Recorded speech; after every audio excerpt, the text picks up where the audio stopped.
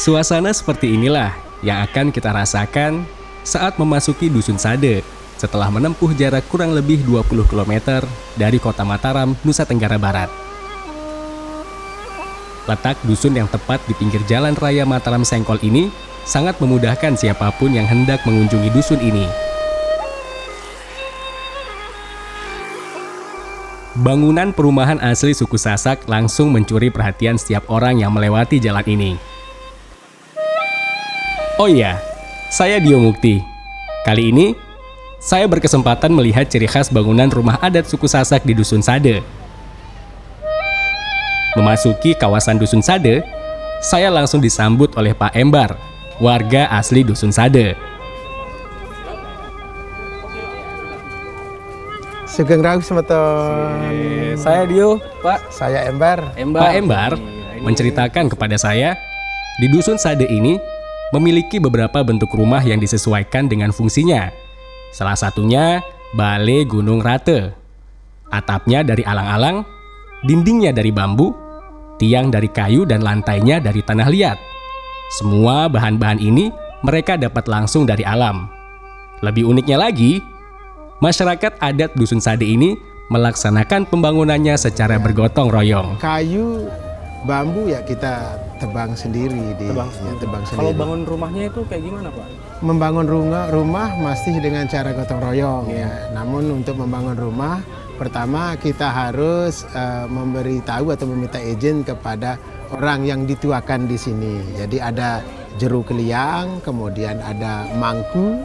Nah, itu nanti kita minta petunjuk hari baik untuk menebang pohon atau untuk memulai sebuah bangunan itu kapan ya. Setelah sedikit perbincangan bersama Pak Embar, beliau mengajak saya untuk masuk ke kawasan yang lebih dalam dari Dusun Sade ini.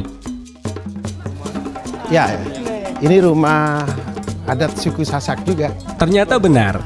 Ketika saya menelusuri dusun ini lebih dalam, saya melihat rumah-rumah penduduk di sini masih tradisional seperti yang Di dikatakan dalam Pak sini, Embar. Total bangunan, semua unit bangunan itu ada 150 unit bangunan. Tetapi kalau kepala keluarga yang masih bertempat tinggal di rumah yang seperti ini, yang masih menggunakan arsitektur tradisional ini ada pas 70. Pas 70. 70, ya. Selebihnya Dari yang saya lihat, rumah-rumah di dusun ini memiliki atap yang pendek dan juga pintu masuk yang ukurannya lebih rendah dari tinggi orang dewasa pada umumnya. Bu, tapi tidak kupi jadi. Tidak kupi. Ini Balai Gunung Rate. Balai Gunung Rate. Balai Gunung Rate yang saya lihat saat ini pun seperti itu. Atapnya begini ya? Atapnya begini dari alang-alang dan bentuknya juga curam. Dan ini adalah gunung yang diratakan atau bukit yang diratakan untuk membangun rumah. Ya, karena pada zaman dulu Sade ini sebetulnya kan tempat bagi leluhur kami untuk bersemedi. Ya. Berarti dari sejak dulu bentuk rumah sudah begini. Memang seperti ini. Inilah bentuk aslinya. Ada alasan kenapa sampai sekarang bentuk rumahnya seperti ini? Jadi kami selaku generasi penerus dari suku Sasak yang ada di Sade ini, kami merasa cukup bangga. Kami bangga dengan peninggalan leluhur kami. Ya, dan kemudian karena kami juga masih melakukan tradisi-tradisi yang merupakan peninggalan, sekalipun kami memang Muslim, ya, tetapi ada tradisi-tradisi Sasak yang tidak dilakukan oleh warga Muslim lainnya di Pulau Lombok. Jadi kami masih melakukan itu. Dan Menurut Pak Embar, pintu yang ukurannya lebih rendah ini memiliki filosofi khusus, yaitu agar siapapun yang masuk ke dalam rumah ini merunduk menghormati siapapun yang ada di dalam rumah. Inilah Balai Gunung Ratu. Balai Gunung Ratu. Jadi inilah bentuk aslinya. Jadi pertama pintunya bentuknya pendek di depannya. Jadi ini maksudnya ketika seseorang masuk atau nanti ketika seseorang keluar itu harus dengan cara merunduk. Ya, jadi itu adalah refleks, tetapi kita udah respect. Jadi itu menghormati siapapun yang ada di dalam. Tuan rumah. Ya, tuan rumah.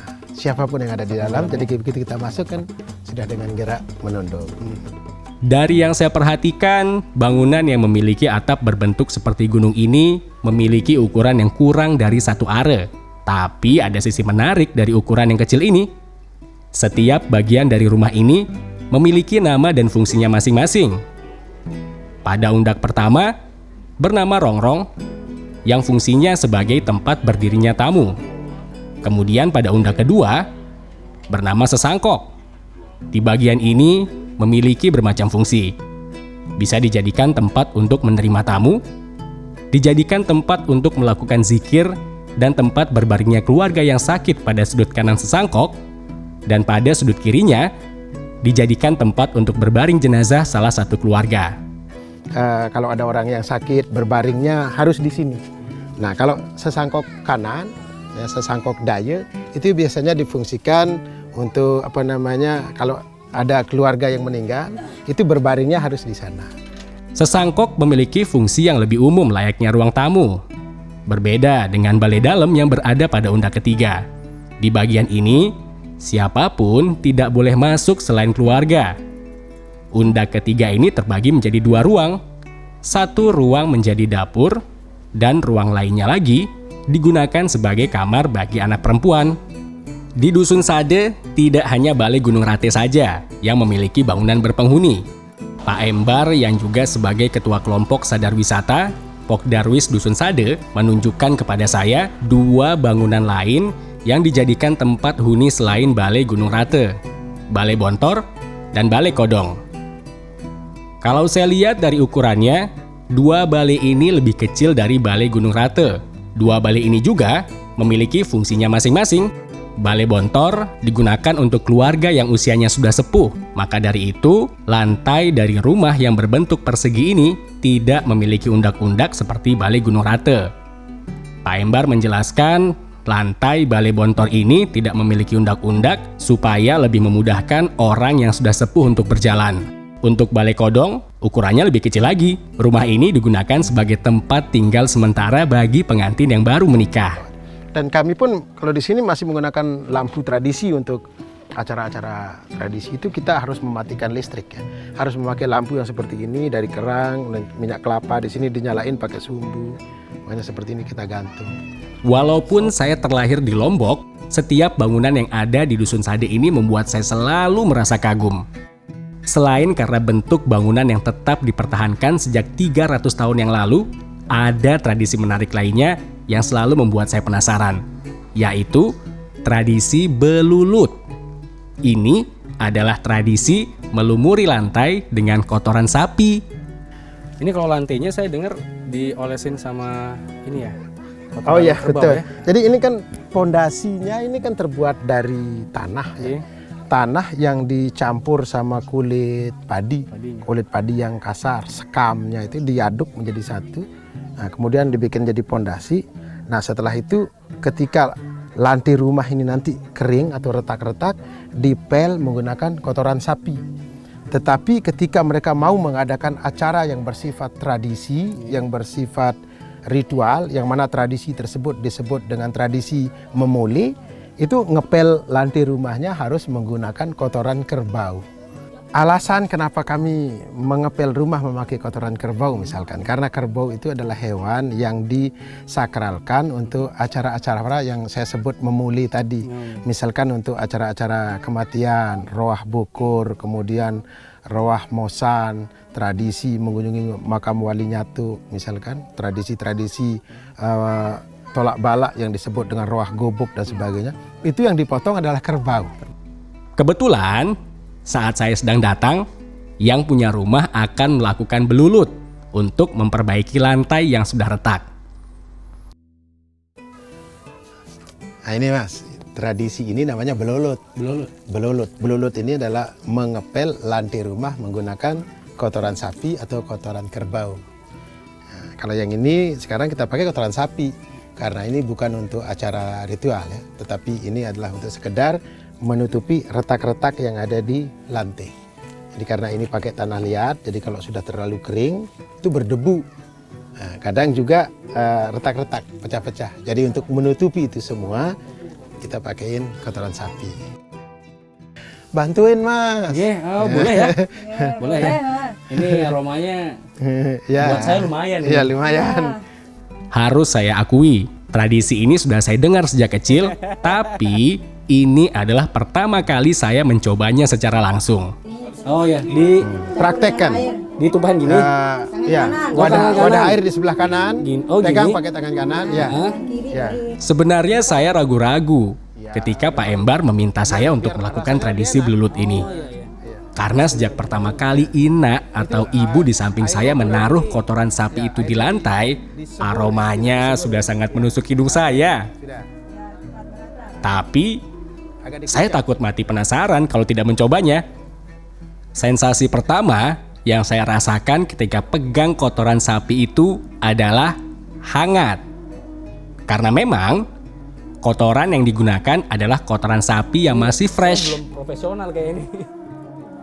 lembek berlumpur, dan sedikit kasar karena serat rumput yang dikonsumsi sapi belum tercerna sempurna. Saya memang sangat terlihat tidak profesional melakukan tradisi belulut ini.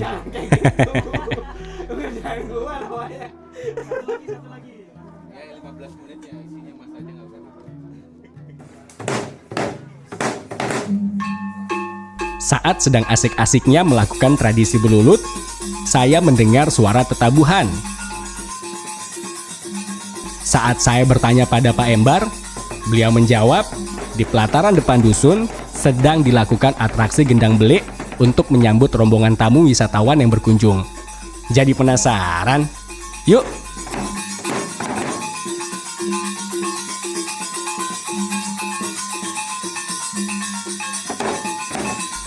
Setiba di pelataran, saya melihat para tamu terkesima menyaksikan gendang belik.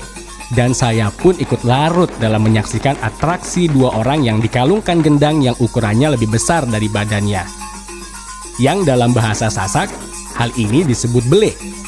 Gendang belik artinya gendang besar.